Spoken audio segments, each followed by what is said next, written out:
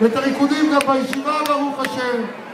בזכות כל הקהל הקדוש, הרב יהודה עמר שנמצא פה, הרב יותם היקר, יוחאי שנמצא פה, אליעזר, כל החברים הטובים פה בצפת, עיר הקודש. אני חייב לומר לכם, רבותיי, להיות בשמחת תורה בעיר צפת, לזכות לרקוד עם הרב, עם הרבנים, בישיבות, ולקבל אנרגיה בשמחה של תורה.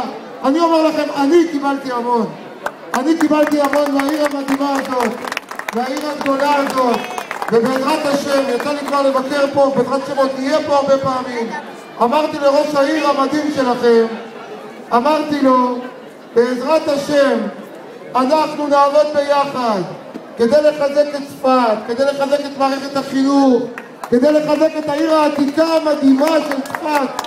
דרך אגב, יש משהו בצפת, אמרתי גם לאותם כשעשינו סיור היום, אמרתי, יש משהו בצפת, מצד אחד עיר עתיקה מדהימה ומיוחדת, ומצד שני הכל ברוגע, אין עצבים פה, הכל בנחת, הכל בשלווה, ברוך השם, עיר גדולה ועיר מדהימה. ואני אומר לכם, הזמן הזה הוא מסוגל לשמחה.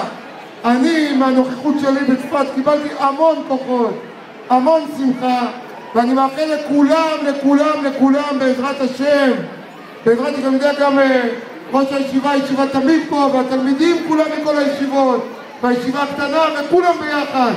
אז בעזרת השם נזכה לראות את צפת למעלה, מעלה, מעלה, ובעזרת השם השמחה והקדושה וכל הדברים המדהימים שלומדים בעיר צפת ילוו את כל תושבי צפת ואת כל תושבי מדינת ישראל לאורך ימים ושנים.